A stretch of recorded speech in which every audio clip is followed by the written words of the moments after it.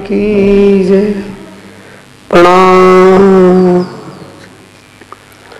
बंदो सतगुरु चरण को, करो सो प्रेम प्रणाम। अशुभ हरण मंगल करण, धन श्री देव चंद्र जी नाम। श्री प्राणनाथ निज मूलपति, श्री मोहिराज सुनाम। तेज कोर श्यामा युगल, पल पल करो प्रणाम। प्रथम लागू दो चरण को, धनिये ना छुड़ाइयो खिन्न। लाख तली लाल एडिया, मेरे जीव के ऐही जीवन। धनी जी मेरे जीव के ऐही जीवन। इन पांव तले पड़ी रहूं, धनी नजर खोलो बातुन। पलना वालों निरखो नेत्रे, मेरे जीव के ऐही जीवन। धनी जी मेरे जीव के तो ऐही जीवन। बोलो श्री प्राणनाथ प्यारे की जय। श्री सतगुरु महाराज की जय। प्रणाम।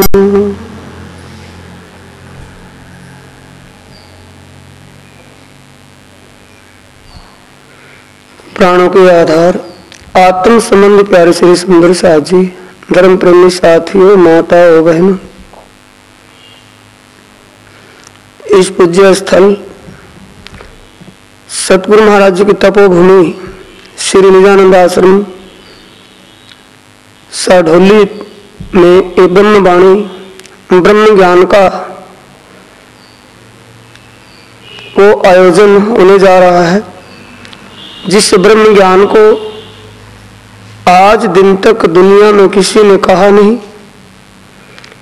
उस पारब्रह्म परमात्मा के स्वरूप, उसका धाम, उसकी लीला कैसी है, उनका स्वरूप कैसा है, कहाँ रहते हैं। दुनिया बनती रही, बन करके मिट गई, लेकिन किसी ने परमात्मा के विषय में नहीं कहा। बहुत से अवतार, तीर्थंकर, त्रिदेवा, ऋषि और मनीषी विद्वान बहुत हुए, लेकिन उस परमात्मा के विषय में किसी ने भी एक शब्द नहीं बोला। इस पावन स्थान में वो इस तपोभूमि पावन स्थली पर ब्रह्म ज्ञान का ये सुंदर साजी जो दीपक साहिब का आयोजन हुआ, ये पारब्रह्म परमात्मा के हुक्म और सतगुरु कृपा से आप समस्त सुंदर साथ 30 दिन वो ब्रह्म ज्ञान का रसपान करेंगे। जिस ज्ञान के लिए, जिस परमात्मा के लिए वेदों ने निगम और त्रिदेवा ने नेति नेति करके पुकारा है, इस ब्रह्म ज्ञान को, अब से पहले इस ब्रह्म ज्ञान का संकेत वो पारब्रह्म परमात्मा जिसके लिए वेदों ने निगम और त्रिदेवा ने नेति करके कहा, शास्त्रों के अंदर पुराणों में महादेव जी ने माहेश्वर तंत्र में इस बात को कहा, जिसको वेद व्यास जी ने भविष्य पुराण में लिखा है। जिस अमर कथा को सुंदर साथ जी कहते कि कबूतर और कबूतरी ने अमर कथा को सुना, वो अमर हो गए। उस कबूतर और कबूतरी ने नहीं सुना सुंदर साथ जी, सब अंदाजे आंकड़े हैं। उस अमर कथा को महादेव जी ने पार्वती के सामने कहा, सतयुग में कहा। कैलाश पर्वत और पार्वती को उस अमर कथा को कहा, जिसको सुन नहीं पाई। सुना कैलाश पर्वत पर जिस पेड़ के नीचे बैठे महादेव जी इस कथा को सुना रहे थे, पेड़ के ऊपर घोंसले में सुक तोते का एक अंडा था, जिसको गोलोक धाम की शक्ति श्री कृष्ण 64 कला स्वरूप उनकी अलैदनी शक्ति राधा जी ने अपनी शक्ति से उसको सरजीव करके उसमें तोते को पैदा किया। अंडा फूटते तोता पैदा हुआ, उस तोते ने उस कथा को सुना। योग माया गोलोक धाम से शक्ति जो आकर के उसमें विराजी। वो अमर कथा जिसके सुनने के लिए पार्वती ने कोशिश की लेकिन सुन नहीं पाई। लक्ष्मी जी ने 7 कल्पांत तपस्या की लेकिन वो भी सुन नहीं पाई। वो अमर कथा है क्या? ओ ब्रह्म ज्ञान। सुंदर साथ जी आप 1 महीना इस पावन स्थान इस धर्मधारा पर आप सुनेंगे। इस विषय महादेव जी ने सतयुग में पार्वती को कहा था कि पार्वती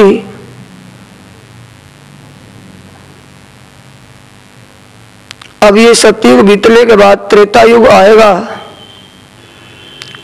और त्रेता युग में इस सतयुग के 17 राजा राज कर लेंगे। फिर त्रेता युग आएगा और त्रेता युग में 29 राजा राज कर लेंगे। फिर द्वापर युग आएगा और द्वापर युग में जब 19 राजा राज कर लेंगे फिर कलयुग आएगा। कलयुग में 20 राजा राज करने पर 7 राजा हिंदू होंगे, 13 उसमें इस्लाम धर्म से बादशाह होंगे। 13 और 7 को मिलाकर 20वां बादशाह औरंगजेब नाम का बादशाह होगा। जब उसका राज होगा तब इस दुनिया में ओ पार ब्रह्म परमात्मा उत्तम पुरुष पूर्ण ब्रह्म सच्चिदानंद बाइबल और कुरान के अनुसार ओ अल्लाह ताला ईसा बुजुर्ग गुरु ग्रंथ साहब में जिसको पार पुरख कहा है और बीजक साहब में सत्य साहिब कहा है, वो मानव तन धारण करके दुनिया में आएंगे। दुनिया उनको विजय अभिनंदन बुद्ध निष्कलंक अवतार वे आखिरी इमाम और मोहद्दिस के स्वरूप में पहचान करेंगे। कहेंगे उनको कि ये उनका स्वरूप है, इससे पहचान होगी। 17 सतयुग के जो राजा उनके नाम भी कहे हैं। भविष्य पुराण में राजा कहे युग 4 वचन जो हैं व्यास के ताको करो विचार। बोलो श्री प्राणनाथ श्री सद्गुरु महाराज की जय। 17 राजा सतयुग में एक कहो राजा कृत 3 अपनी भुगती तापर भयो कृत दत्त। 17 राजा सतयुग में होंगे।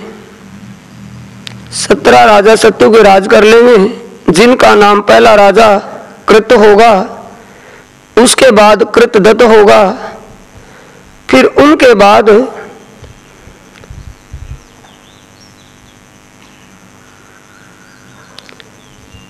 अंत तीसरा राजा होगा, चौथा राजा मुचकुंदबा होगा और 5वां भैरवानंद, 6ठा राजा कुंभ होगा, कुंभो।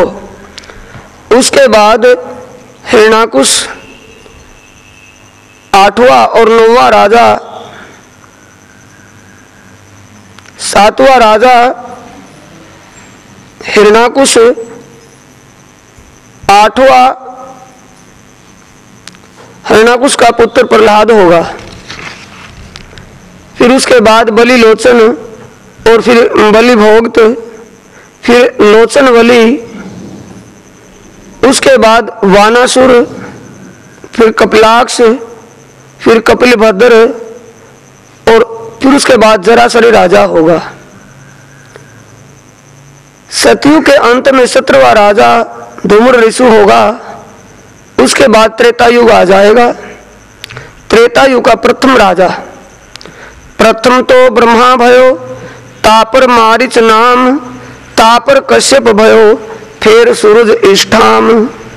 त्रेता युग का पहला राजा ब्रह्मा होगा, दूसरा राजा मारिच, तीसरा कश्यप और चौथा सूरज नाम का राजा होगा। उसके बाद तव छतर होगा, फिर छठा राजा अक्षभ्य, सातवां राजा अर्णभ्य और आठवां विश्वामित्र होगा। नौवां महामंत्र, 10वां चिमन, 11वां राजा भद्र उद्वन होगा। 11वां राजा भद्र उद्वन होगा और 12वां त्रिशंक, फिर 13वां हरिश्चंद्र, 14वां राजा उसका पुत्र रोहतास और 15वां राजा मानधाता होगा। 16वां राजा सागर, 17वां आशामित्र, 18वां भगीरथ, 19वां दलीप नाम का राजा होगा। उसके बाद 20वां राजा रघु होगा, 21वां अज नाम का और 22वां राजा दशरथ, 23वें राजा रामचंद्र होंगे। 24वां राजा उनका पुत्र लव होगा, 25वां राजा अंतभान होगा, 26वां कैलखी नाम का और 27वां बब्रभान होगा। 28वां सुदर्शन, 29वां राजा अग्निवर्ण होगा। उसके बाद हे उमा, 29 त्रेता मिले भय राजा ऊपर धर्म। 29 राजा इस पृथ्वी पर राज करने के बाद फिर द्वापर युग आ जाएगा।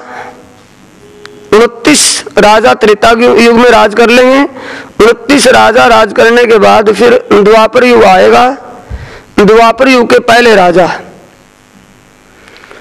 प्रथम नाम 19 भय द्वापर में प्रथम इंद्र नाम, तापर भयो चंद्रमा, फिर पूर्वा राजा इष्ठान। द्वापर युग के पहले राजा इंद्र होंगे, दूसरे का नाम चंद्रमा, तीसरा पुरखा नाम का होगा, चौथा राजा अय नाम का होगा, 5वां निर्मोक्ष, छठा राजा शांतनु और 7वां चित्र नाम का राजा होगा। 8वां विचित्र, 9वां राजा व्यास और 10वां राजा पांडु, 11वां राजा अर्जुन होगा। 12वां अहिवर्ण कुमार, 13वां क्षेत्रनख, 14वां राजा संतन, 15वां बलिवान होगा। ये त्रेता युग में। द्वापर युग में फिर 16वां निर्वाण, 17वां बलिचंद्र, 18वां परीक्षित, 19वां परीक्षित का पुत्र जन्मेजय होगा। फिर 28 द्वापर बीत जाएंगे, 28वां कलयुग आ जाएगा, जिसमें 20 राजा राज करेंगे। पहला राजा, अब कहूं 20 कलयुग के, 19 कहे द्वापर, 29 त्रेता के कहे, 17 सतयुग पर।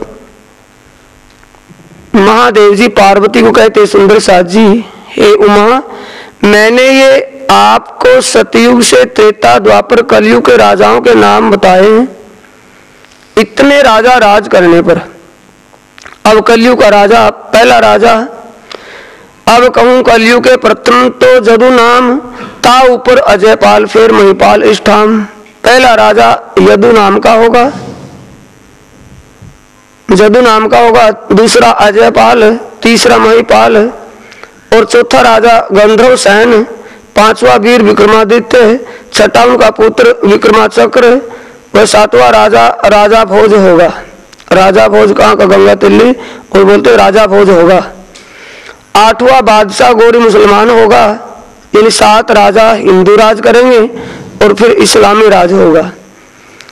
8वां बादशाह गौरी मुसलमान, 9वां अलाउद्दीन, 10वां नसीरुद्दीन, 11वां लोढ़ा मोहम्मद, फिर 12वां बादशाह महमूद, 13वां सुरखा, 14वां तैमुरलिंग, 15वां बादशाह बाबर नाम का होगा।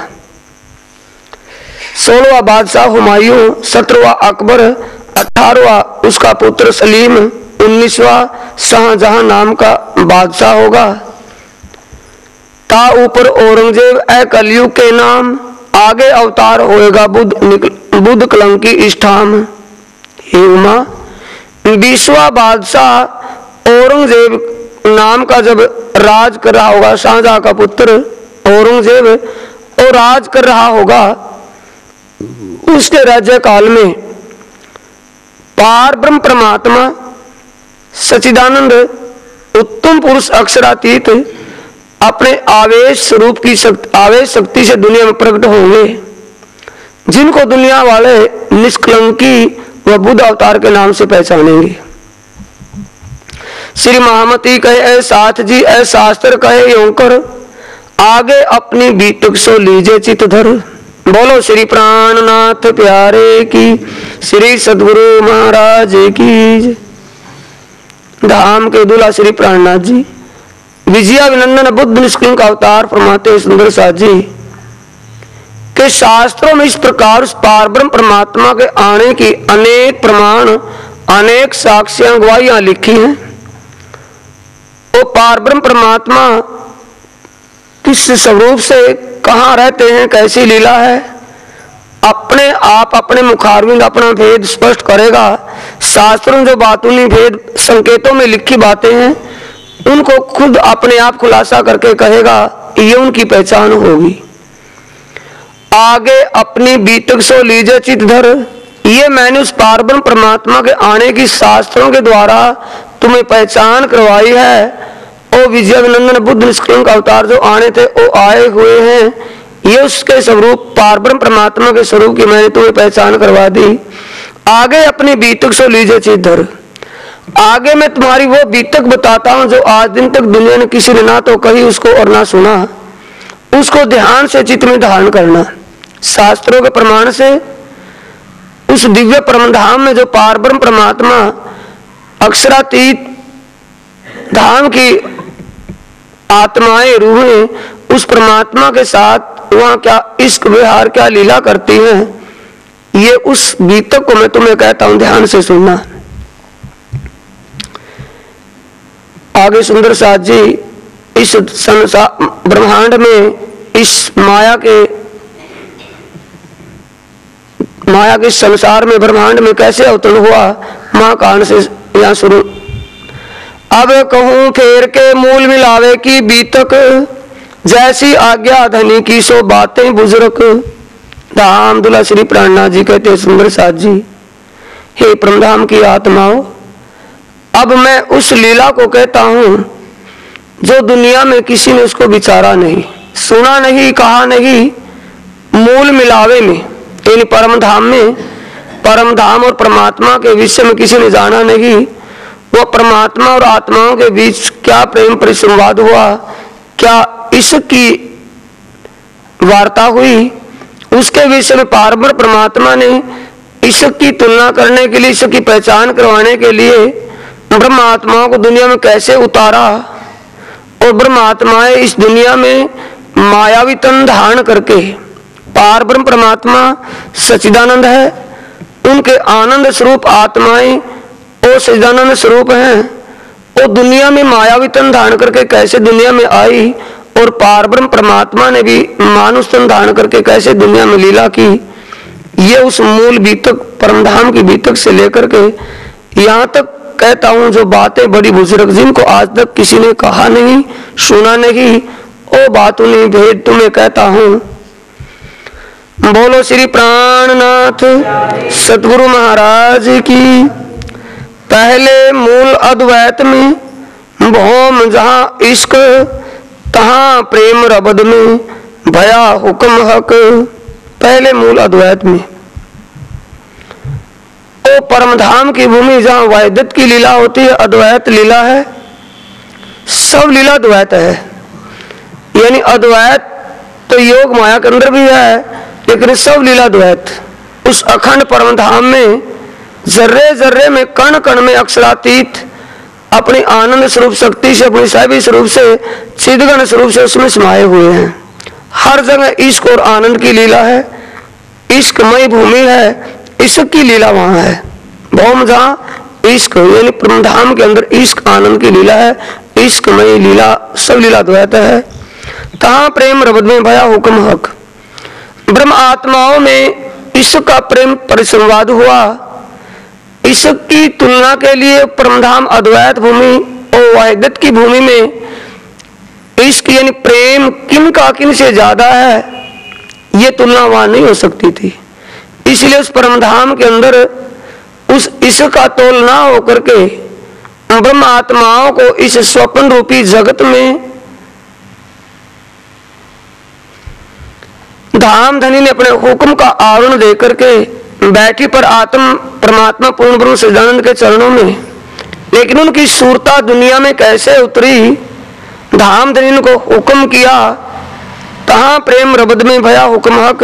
धाम धनी श्री प्राणनाथ जी राज्य महाराज ने हुक्म किया, आत्मा यहाँ दुनिया में अपने आप को ऐसा विचारने लगी कि हम किसी ऐसी दुनिया में गए हैं जो कभी पहले देखी नहीं थी। ऐ खेल देखन की इच्छा उपजाई दोए, अक्षर और सय्यन को आदि अनादि फल कहो सोए। बोलो श्री प्राणनाथ प्यारे की जय, श्री सद्गुरु महाराज की।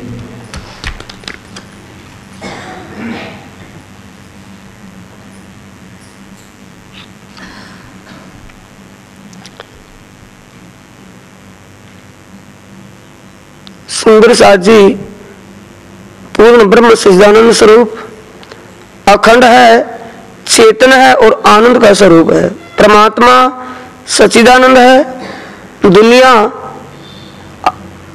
सत ना होकर के वो बनने मिटने में है, जड़ स्वरूप है और दुखमय है। परमात्मा और परमात्मा के धाम से एकदम विपरीत है। उस परम धाम में कोई भी इच्छा नहीं हो सकती। परम धाम परिपूर्ण स्वरूप है, पूर्ण और परिपूर्ण है, किसी प्रकार की वहां कमी नहीं। ऐसे अखंड परम धाम के ऐसे माहौल में पार ब्रह्म परमात्मा अपने आनंदमय लीला में आत्मा को आनंद विहार कराते हैं। अक्षर ब्रह्म हर रोज पार ब्रह्म परमात्मा के दर्शन करने के लिए अक्षरधाम से चलकर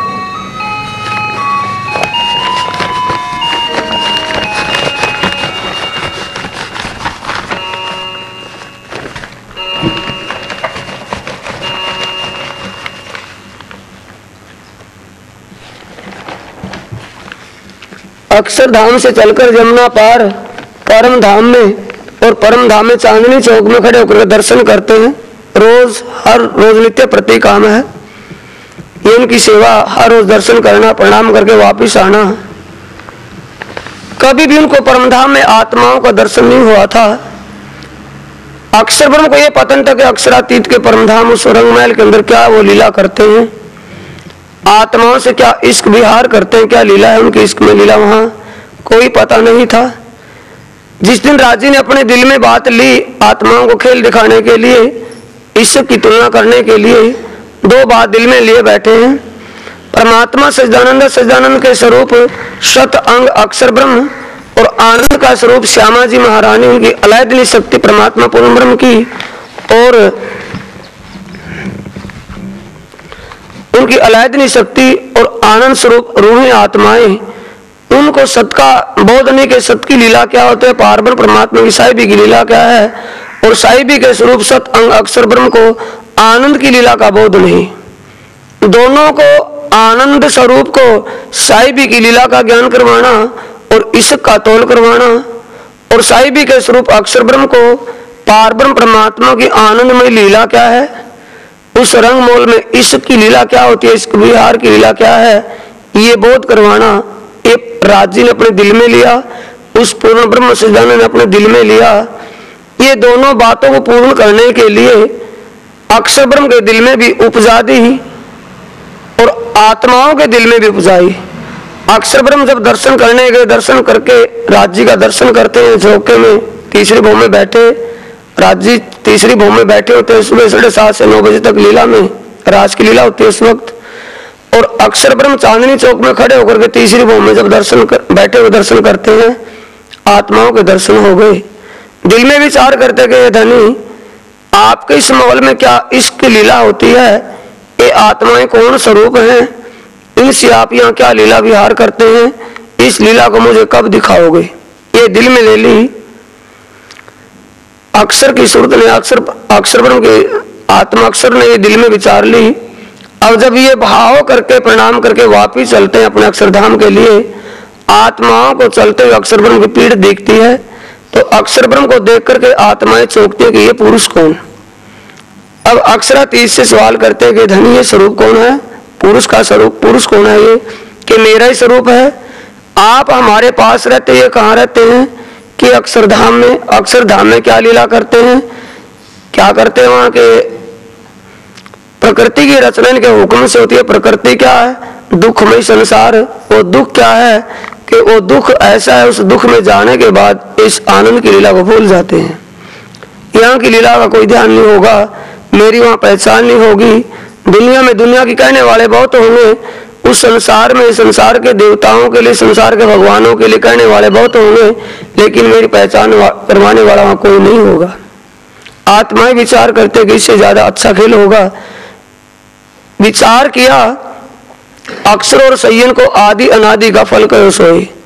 अक्षर ब्रह्म ने अनादि अक्षरातीत की वो अनादि आनंद इश्कमय लीला देखने का विचार किया, और आत्माओं ने अक्षर ब्रह्म की जो आदि यानी बढ़ने मिटने वाली लीला बनाते करते उनके हुक्म से बनती और मिटती है, उस बढ़ने मिटने वाली लीला माया को देखने का विचार किया। दोनों को पूरी करने के लिए पारब्रह्म परमात्मा अब आगे क्या करते हैं सुंदर साथ जी, परमधाम में आत्माएं राज्य के चरणों में बैठी हैं। अक्षर ब्रह्म अपने अक्षरधाम में बैठे हैं, यहाँ विराजते हैं परमधाम। जमुना के पार ये परमधाम, और ये अक्षरधाम में ये परिणाम करके अक्षर ब्रह्म अक्षरधाम में आ गए, पर आत्म के तन राज्य के चरणों में बैठे हैं। पूर्ण ब्रह्म सच्चिदानंद राज्य महाराज जी ने अपने हुक्म का आवरण आत्माओं के हृदय पर और अक्षर ब्रह्म के हृदय पर डाल दिया। आवरण आते ही अब राज्य ने विचार किया, तीन तकरार यानी कि अपनी लीला दिखाने के लिए, अपने इश्क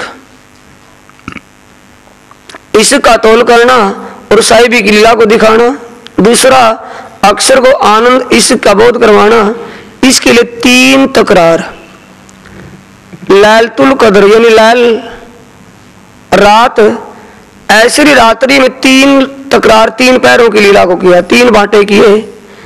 ताके तीन तकरार के सो भय तीनों इंड, ताकि बीतक जुदी जुदी माया मिथ्या नट ब्रह्मांड। तीन तकरार बनाए, एक खेल एक, लेकिन लीला इसमें तीन प्रकार से दिखाना। लैलतुल कदर, इस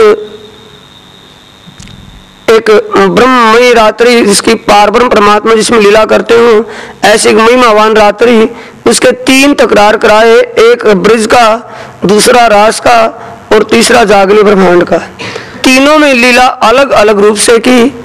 ब्रज में आए, पहली लीला ब्रज के अंदर हुई। पहले 11 वर्ष और ऊपर 52 दिन काल माया ब्रह्मांड में खेले मिलने जन। पहली लीला हुई सुंदर साथ जी, 11 साल 52 दिन काल माया के ब्रह्मांड में ही ब्रज भूमि में आए। तो 11 साल 52 दिन लीला हुई। 11 साल 52 दिन लीला करके बोलो श्री प्राणनाथ सतगुरु महाराज की। उसके बाद योग माया में रास में गए। ब्रज के अंदर आए तो शास्त्रों में जो प्रमाण लिखा हुआ था, राजा सुप्ता और रानी प्रसन्नी दोनों चक्रवर्ती राजा सुप्ता चक्रवर्ती राजा थे। चक्रवर्ती राजा होते उनके घर कोई भी संतान नहीं थी। संतान के लिए उन्होंने नारायण भगवान की तपस्या को किया। विष्णु भगवान की तपस्या एक दिल एक पांव से की। विष्णु भगवान ने प्रकट होकर के उनको वरदान दिया, कहा कि भी मांग लो, जो कुछ मांगना तुम्हारी तपस्या पूरी हुई। अब राजा सुप्ता कहता है कि मुझे कोई धन की आवश्यकता नहीं, पूरा चक्रवर्ती राजा हूं, चक्रवर्ती राज मेरा है, बिना औलाद के मैं इस संसार से प्रस्थान करूंगा। कि इतने राज को संभालने के लिए कोई औलाद हो, लेकिन औलाद ज्यादा नहीं कि एक ही लड़का हो और हो भी आप जैसा। आप जैसा पुत्र मेरे घर हो तब वरदान पूरा हो सकता है। उस समय सुंदर साथ जी विष्णु भगवान नारायण स्वरूप ने उनको वरदान दिया, तथास्तु कह करके वो अंतर ध्यान हुए। उस वादे को पूरा करने के लिए, अब ये वादा किसका था? विष्णु भगवान का वादा पूरा करना। और पारब्रह्म परमात्मा ने अपनी ब्रह्म आत्माओं को और अक्षर ब्रह्म की आत्मा को लीला दिखानी, उनको ज्ञान करवाना, सत को आनंद का और आनंद को सत का ज्ञान करवाना। पारब्रह्म परमात्मा ने अब हुक्म किया विष्णु भगवान को कि हम आपकी दुनिया में अपनी ब्रह्म आत्माओं को और अक्षर की आत्मा को लेकर के आ रहे हैं, कुछ लीला करने के लिए वहां आएंगे। ये विचार सुनने के बाद सुंदर साध्य विष्णु भगवान के अवतार पूरे हो चुके थे, लेकिन विष्णु भगवान को जो पारब्रह्म परमात्मा उसकी इस दुनिया में आ रहे हो, उनको भी अवतार धारण करना पड़ गया। राजा सुप्ता प्रसन्नी का वरदान देना और भी अनेकों वरदानों के कारण, और तीसरे में पारब्रह्म परमात्मा की लीला को स्वयं यहाँ आकर के देखना, ये विचार करके अब विष्णु भगवान वरदान दे दिया। इस वरदान दिए की बात को महादेव जी ने किसको सुना रहे हैं? सुंदर साथ जी एक अमर कथा पार्वती को सुना रहे हैं, सतयुग में होने वाली ये कलयुग में, और कलयुग में होने वाली लीला को सतयुग में कहा, उसको माहेश्वर तंत्र के अंदर लिखा गया। माहेश्वर तंत्र में प्रमाण मिलता है इसका सुंदर साथ जी। माहेश्वर तंत्र के अध्याय 4 में श्लोक 45वां श्लोक आता है, ययाति कुल जातस्य यदुराजस्य वेश्मनि वासुदेवो भविष्यामि नामना कृष्णेति विश्रुता। भगवान विष्णु ने कह दिया कि मैं दुनिया में आऊंगा, ययाति के कुल में यदु राजा के यहाँ, यदु राजा के वंश में वासुदेव के नाम से प्रकट होऊंगा और कृष्ण नाम से दुनिया में विख्यात होऊंगा। ये पहले कह दिया। अपने उस वरदान को पूरा करने के लिए विष्णु भगवान आए।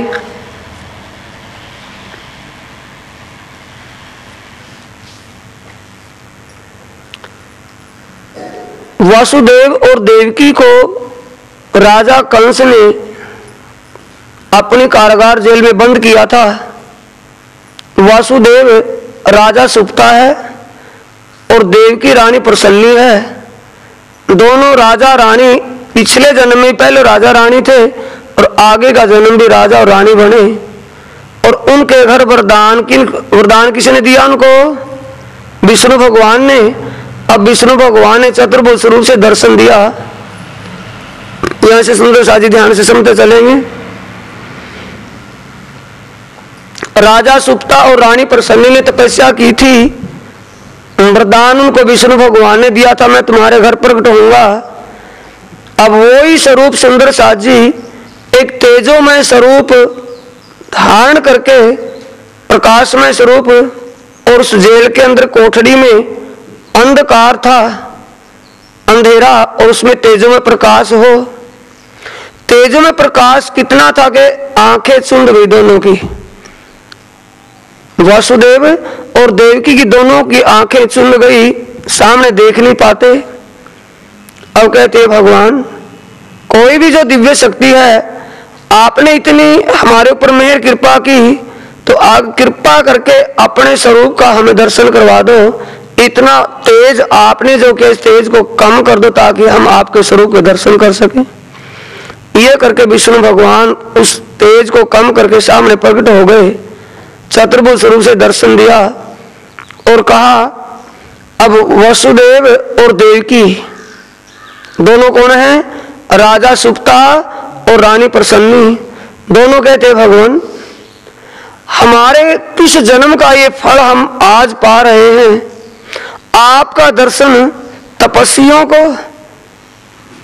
मनीषियों को, साधुओं को बड़ी मुश्किल से आपके दर्शन दुर्लभ हैं, हमने कौन सा कर्म किया जिससे आप हमें साक्षात इस जेल में दर्शन दे रहे हो? ध्यान दे, सुंदर साजी भूमिका यहीं से शुरू है। वासुदेव और देवकी को पिछले जन्म की याद नहीं, हम कौन थे, और भगवान को पूछ रहे आप कैसे दर्शन दे रहे, क्या हमने कर्म किया, कौन सी तपस्या की? उनको अपनी तपस्या का भी बोध नहीं। क्यों कि माया में आकर पिछला सारा बोध समाप्त हो जाता है। माया का आवरण ऐसा आता है कि सारी पिछली बात दिमाग में नहीं होती। अब दोनों को याद दिलाया कि तुम राजा सुप्ता थे और तुम्हारी रानी प्रसन्नी थी, तुमने चक्रवर्ती राज छोड़ करके मेरी तपस्या की थी, उस तपस्या के फल से आज तुम्हें ये दर्शन मिल रहा है। अब मैं तुम्हारे घर उस वरदान को पूरा करने के लिए बच्चे के रूप में प्रकट होऊंगा। उस बच्चे को तुम गोकुल में पहुंचा देना और गोकुल में मेरी योग माया रूप कन्या रूप में प्रकट होगी, उसको ले आना। इतना काम आप करना, विस्तार से ना करके सुंदर साजी थोड़े में समझे। बच्चे का जन्म हुआ, स्वरूप कौन सा देख रहे थे?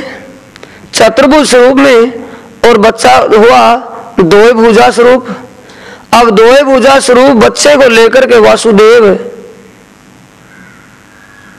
दो भुजाधारी बच्चा हुआ, जन्म हुआ जिसका, उस बच्चे को लेकर के वसुदेव गोकुल में पहुंच गए और गोकुल से उस लड़की कन्या को लेकर के जेल में आ गए।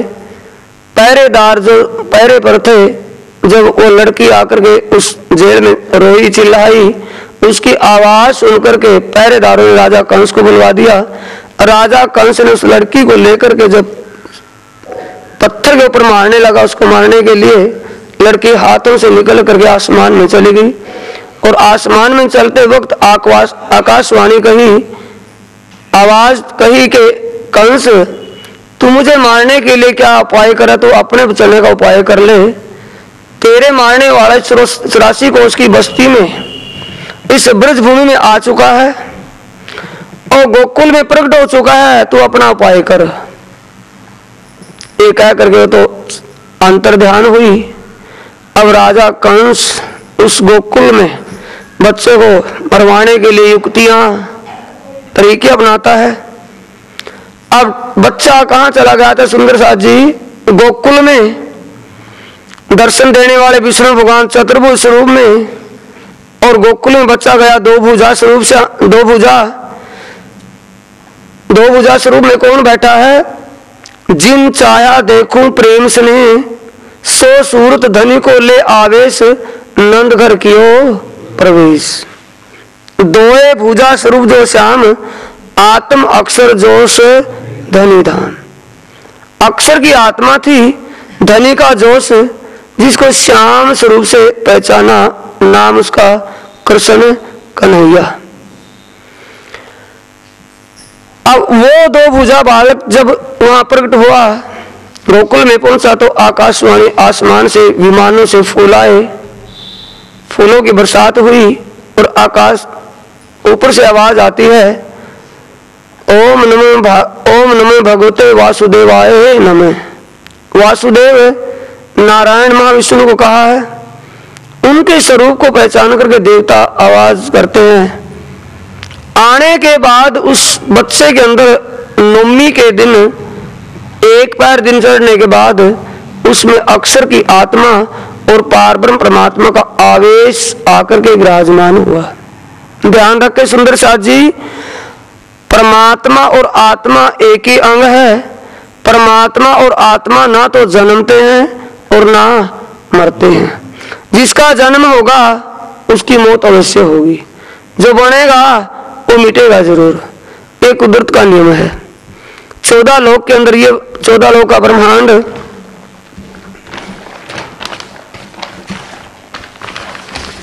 ये 14 लोक का ब्रह्मांड जितना भी है इस निराकार तक ये सारा बनने मिटने में आता है। जो इसमें बनता है वो मिटता है, जन्मता है, मरता है, सदा नहीं रहता। इसलिए असत है, सत्य इससे परे, अखंड इससे परे है। कुटस्थ जिसको कहा, कुटस्थ अक्षर उच्चते, अक्षर अविनाशी, कुटस्थ एक रस, इससे परे है। अब उस तन में 11 साल 52 दिन लीला करते रहे। 11 साल 52 दिन लीला करने के बाद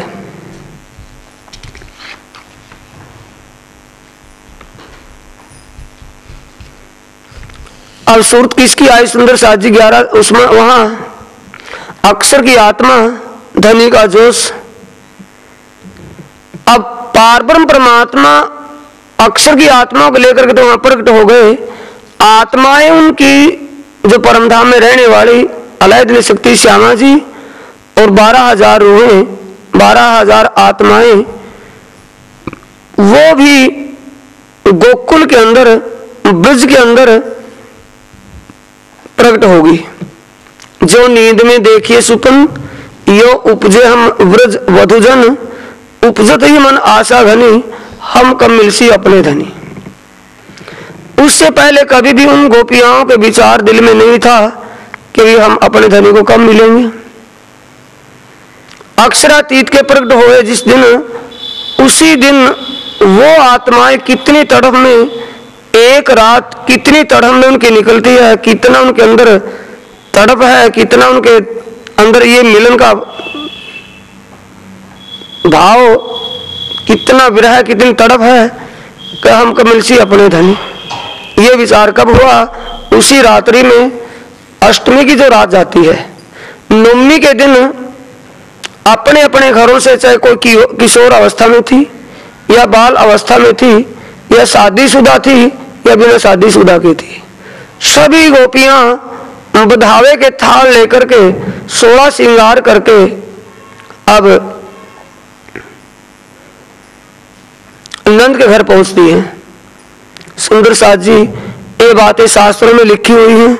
श्रीमद् भागवत महापुराण के अंदर 10वें स्कंद के 5वें अध्याय में 9वां श्लोक होता है कि जो गोपियां श्रृंगार करके, 16 श्रृंगार करके घर से बधाई देने के लिए नंद के द्वार आती हैं, जिनमें शादीशुदा और बिना शादीशुदा और बालिकाएं भी हैं। जबकि हिंदू संस्कृति में बालिकाओं को, बिना शादीशुदा को श्रृंगार करना वाजिब नहीं, हाथों में मेहंदी नहीं लगा सकते, श्रृंगार नहीं कर सकते, ये हिंदू संस्कृति है।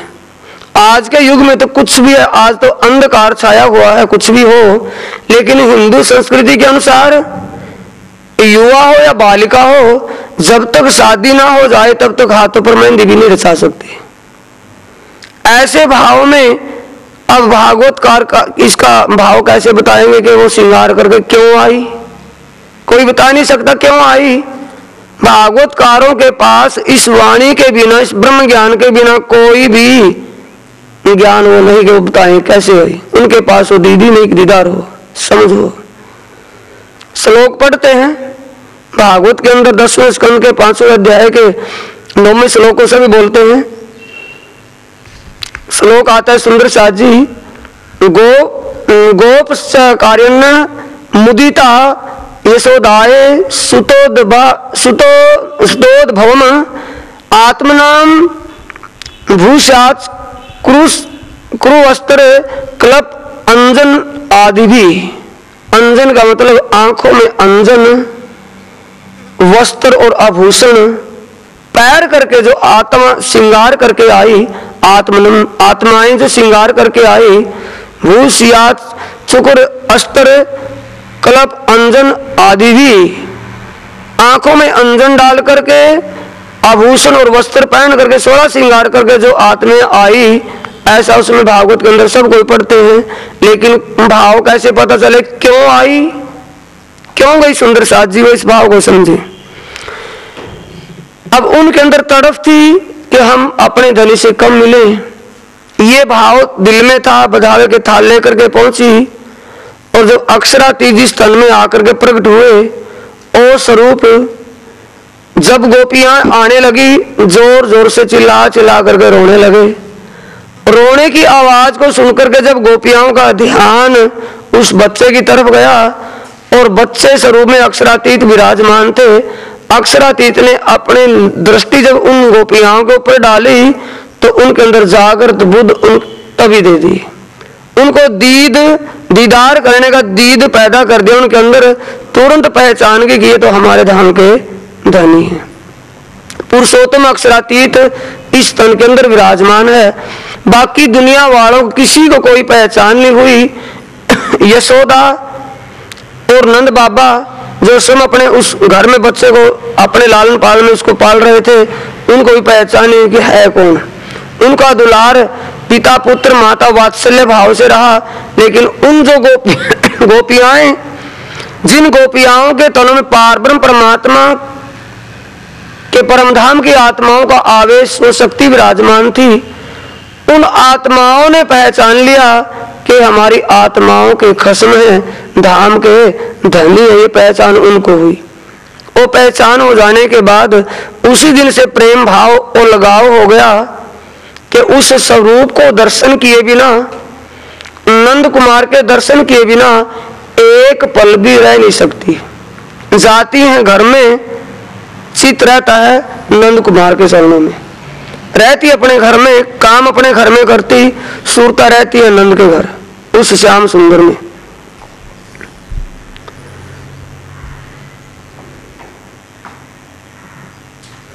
जिस तन को सुंदर साथ जी अक्षरातीत ने धारण किया था, उस तन में कौन बैठे थे? विष्णु भगवान। अब बाकी कौन थे? ब्रह्मा और शंकर, सतलोक के मालिक हैं तीनों। अब सतलोक में महादेव जी को इस बात का एहसास हुआ, उनको अनुभव हुआ कि पारब्रह्म परमात्मा अक्षरातीत काल माया के ब्रह्मांड में अपनी लीला करने के लिए प्रकट हुए हैं और दर्शन करने के लिए नंद के द्वार पहुंचते हैं। अब नंद के द्वार जब गए, यशोदा माता ने बाहर आवाज सुनी, डमरू बज रहा है और महादेव जी नृत्य करते हुए पहुंचे। दासियों कहा कि बाहर देखो कौन आया है, भिखारी है तो उसको भिक्षा देकर भिक्षा दो उसको। अब दासियां जब बाहर आकर के देखती हैं तो भगवान शंकर नृत्य कर रहे हैं, अपने उस स्वरूप में आए हुए, और नाग उनके गले में फुंकारे मार रहे हैं, जटाएं बिखेरी हुई हैं। ऐसे भयंकर स्वरूप को देख करके दासियां मूर्छित होकर के गिर गई। यशोदा माता बाहर आकर के देखती है तो भगवान शंकर को कहती, भगवान शंकर आप आए? कि हाँ माते, मैं आपके पुत्र आपके इस लाल के दर्शन करने के लिए आया हूं। अब देखा कि दासियां तो मूर्छित हो गई इनके इस ऐसे भयंकर स्वरूप को देख करके। बच्चे को कभी कुछ ना हो जाए, बच्चा कभी घबरा जाए, डर जाए। अब मजबूरी हो गई लाने के लिए, बार बार शंकर भगवान कहते लाओ उनको। अब बच्चे को लाई कपड़े में लपेट करके दर्शन करवाने के लिए। अब दर्शन कहां से उन्हें? सुंदर साथ जी ये थोड़ा समझने की कोशिश करना। बच्चे का थोड़ा सा मुख खोला कपड़े में लिपटे हुए का, लेकिन भगवान शंकर तब भी नृत्य कर रहे हैं, दर्शन का कोई भाव नहीं। अब बच्चा जोर जोर की हाथ पांव मारने लगा कपड़े में, और कपड़े से हाथ पांव पटकते हुए जब पांव बाहर निकले, वो चरण कमल बाहर आए, तो भगवान शंकर नृत्य को बंद कर दिया और उस नंद कुमार कृष्ण कन्हैया के तन में अक्षरातीत के चरणों में अपनी लटाएं जटाएं खुली हुई थी, उनको पकड़ करके उनको छुआया और प्रणाम करके चलते बने। जाकर के सतलोक में ब्रह्मा जी थे, ब्रह्मा जी को कहा कि ब्रह्मा जी, अक्षरातीत पूर्ण ब्रह्म सच्चिदानंद अपनी लीला करने के लिए, अपनी लीला के लिए दुनिया में प्रकट हुए हैं, कालमाया के ब्रह्मांड में आए हुए हैं, आप भी दर्शन कर लो। ब्रह्मा जी कहते हैं इस पूरे ब्रह्मांड के अकल के मालिक हैं, बुद्धि के मालिक हैं ब्रह्मा जी। कहते हैं कि नहीं शंकर, मैं आपकी कैसे मानूं कि पारब्रह्म परमात्मा पुरुषोत्तम इस कालमाया के ब्रह्मांड में आ गए हूं। मुझे हर शास्त्र का ज्ञान है, हर बात को मैं जानता हूं, मेरे को तो एहसास है नहीं कि वो आए हूं। नहीं आए हुए हैं, आप दर्शन कर लो। मानते ही नहीं। अब नारद मुनि जाकर कहते हैं कि ब्रह्मा जी, पारब्रह्म परमात्मा अपनी लीला करने के लिए दुनिया में प्रकट हुए हैं, ब्रज भूमि में आए हैं, गोकुल गांव में आए हुए हैं, नंद के घर आए हुए हैं, दर्शन कर लो। कि चलो मैं देखता हूं, जैसे आप कह रहे हो ना, पहले शंकर भगवान ने कहा, अब आप कहते हो कि मैं अब जाकर के देखता हूं। देखने के लिए आए, जब आए देखने के लिए और दिखाने के लिए बैठ गए, उस समय उनकी उम्र अवस्था कुछ और बढ़ गई थी, 4-5 साल की अवस्था हो गई थी। अब 8 साल का बालक कितना होगा? 8 साल का बालक बच्चों को लेकर ग्वालों के सहित वृंदावन गए हुए जंगल में बाहर। अब वहां थोड़ा बहुत जो खान पीने के लिए अपने साथ वो मक्खन व दही रखते थे, मक्खन दही खाने के लिए बच्चों को इकट्ठे लिए बैठे थे। ब्रह्मा जी परीक्षा के लिए देखने के लिए पहुंच गए। ब्रह्मा जी को जब आते देखा तो उस नंद कुमार तन में अक्षरातीत पूर्ण ब्रह्म सज्जान ने देख लिया कि हमारी परीक्षा के लिए आए हुए हैं। ग्वालों में एक ग्वाल को बुलाया पीछे से। वो भी ग्वाल जो देखने में अच्छा ना लगे, जो एक ऐसे भेष में रहते जिसको देखने में भी अच्छा ना लगे, उस ग्वाल को बुलाया और उसको अपनी मुट्ठी से निकाल करके अपने उस मक्खन के पात्र से मक्खन निकाल करके उसको खुआने लगे।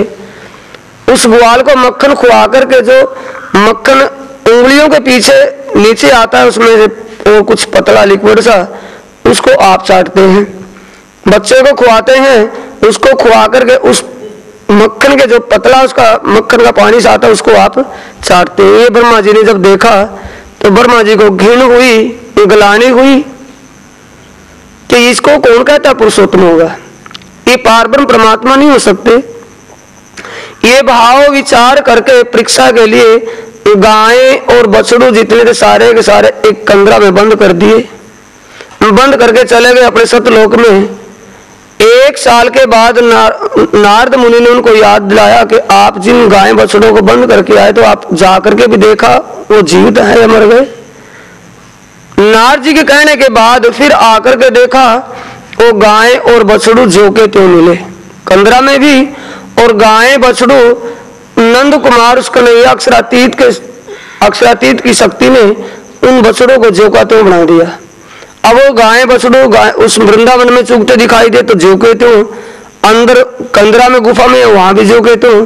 तो अब विष्णु भगवान के पास जाकर के गिड़गिड़ाने लगे ब्रह्मा जी कि मैंने तो बहुत बुरा गुनाह कर दिया कि क्या मैंने परमात्मा की परीक्षा ली है, और पुरुषोत्तम आए हैं, मैंने उनकी पहचान ना करके परीक्षा ली। इस दोष से कैसे मुक्त होगा? कि दोष क्या है? आपको उस पुरुषोत्तम के बारे में शंका क्या हुई कि ऐसे ऐसे बच्चों का झूठा कूटा खा रहे थे, उनके साथ मिलकर के खा रहे थे, मैंने उनके ऐसे उस ऐसे व्यवहार को देखकर, ऐसे उनका शिष्टाचार देखकर के मुझे घृणा आ गई कि कहाँ का अक्षरातीत कहाँ का पूर्ण ब्रह्म है। ऐसे सभी बच्चों का झूठा कूटा खाता सभी मिलकर के रहता, ये नहीं हो सकता कि ओ झूठन तुम खाओगे तो तुम्हारा दोष दूर होगा, वैसे नहीं हो सकता। झूठन को पाने के लिए कौवा और मछली बनकर के वो तड़पते रहे, लेकिन उनको एक झूठन एक ग्रास एक कण नहीं मिला। ऐसे ही जब ब्रज भूमि के अंदर रहते हुए गोवर्धन की पूजा करवाई, गोवर्धन के अंदर अपनी शक्ति को देकर के उस पूजा को गोपियाओं को देवी देवता आग पानी पत्थर की पूजाओं से रोक उससे पहले किया उन्होंने, लेकिन अक्षरातीत के संबंध में जब गई उसी दिन से उस अक्षरातीत श्याम सुंदर के बिना दूसरा स्वरूप वो दिल में नहीं रखती थी, उन्हीं के प्रति भाव था। ये सारी 11 साल 52 दिन की लीलाओं में लीला करने के बाद देखा कि अब अक्षर की आत्मा कहाँ बैठी है? श्री कृष्ण के तन में, और आत्माएं परम धाम की गोपियाओं के तनों में, सभी में प्रेममय लीला हो रही है। 11 साल 52 दिन हो गए, किसी को एक दूसरे का कोई पता नहीं। अब उनको पहचान करवाने के लिए काल माया के ब्रह्मांड से आप जाकर के वृंदावन, नित्य वृंदावन में योग माया के अंदर, काल माया के ब्रह्मांड से योग माया के ब्रह्मांड में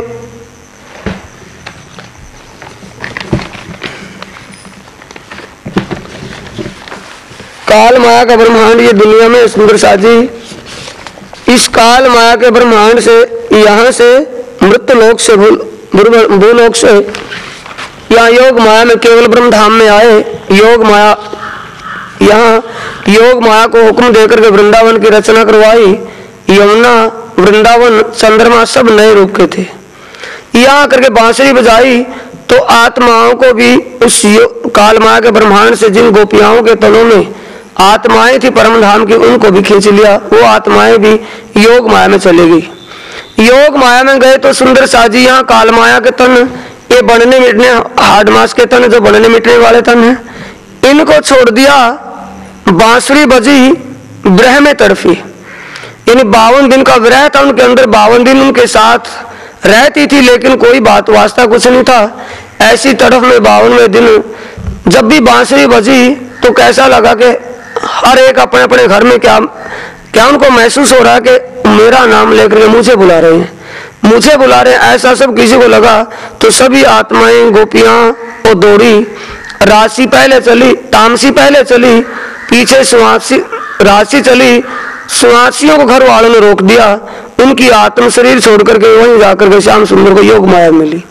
काल माया के तन तो दुनिया में छोड़ दिए, इसमें से निकल करके जो गया सुंदर साथ जी, योग माया के अंदर जो आत्माएं गई, उन आत्माओं को और जीवों को कौन सा तन मिला? योग माया का नूरी तन। तो नूरी तन धारण करके वो रास खेली, इस काल माया के ब्रह्मांड का प्रलय कर दिया, काल माया के ब्रह्मांड का प्रलय कर दिया। आत्माओं ने नूरी तन धारण किया। अक्षर ब्रह्म ने भी, अक्षर ब्रह्म की आत्मा जो अक्षरातीत का आवेश लिए उस तन में लीला कर रही थी, उसने भी काल माया के तन से नूर और योग माया का तन धारण किया, नवल भेष, नया स्वरूप धारण किया, नटवर भेष, अक्षरातीत में परमधाम जैसा तन धारण किया। वहां उस तन में जो लीला की, वहां काल माया के तन को छोड़ करके योग माया के तन में जो लीला हुई, उस लीला को सुंदर साथ जी एक रात रासरी, एक रात की रास की लीला करके, बीच में जब रास लीला करे थे अंतर ध्यान की लीला की, जब अंतर ध्यान की लीला की तो उस अक्षर की आत्मा पर जो अपना आवेश बिठा रखा था, वो आवेश को खींच लिया। जब जोश लियो खींच कर, तब चित चौक भई अक्षर, कौन बन कौन सखी कौन हम, ये चौक फिरी आत्म। अक्षर ब्रह्म की आत्मा एकदम चौकी कि ये नवल भेष किशोर अवस्था में किसका भेष है, क्योंकि वो परमधाम जैसा भेष कभी देखा नहीं था। पीली पटोली, केसरिया रंग की सुत्थन और पटुका कमरकस, बाजूबंद, मुकुट, ऐसा नवल किशोर और देखा नहीं था स्वरूप। कौन सखी, और वो किशोर अवस्था की सखियां कौन? बन और वृंदावन योग माया को हुक्म देकर के राज्य ने स्वयं बनवाया था, ऐसा वन नहीं देखा था। विचार अंदर से प्रेरित हुआ, प्रेरणा मिली कि ये वो आनंद है जिसको मैंने उस तीसरी भूमि में होते हुए देखा था। रास में जो आनंद उनको मिला, उस आनंद को कहाँ देखा? योग उस रंगमहल में परमधाम के अंदर तीसरी भूमि में उस लीला को देखा वहां, और विलास कहाँ किया उसमें? योग माया के अंदर। अक्षर की इच्छा वो पूरी हुई।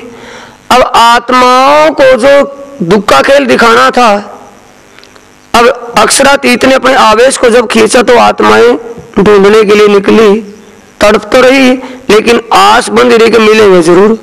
ढूंढने के लिए निकली लेकिन ना मिलने के बाद कालंदरी के किनारे, जमुना के किनारे आकर के उन्होंने वो नटवर लीला, ब्रज की लीला करी।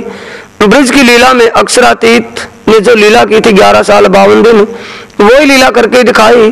कोई वासुदेव, कोई देवकी, कोई नंद, कोई यशोदा, कोई कंस, कोई सप्ताचोर, कोई चांडुल पहलवानी, यानी कि सभी वहां की लीलाओं में जैसी लीला ब्रज में हुई वो लीला की। उस लीला में अक्षरातीत की लीला जो कर रहे थे श्री कृष्ण जी, उस लीला को करने के लिए राधा जी ने उस लीला को किया। बोलो श्री प्राणनाथ सतगुरु महाराज की।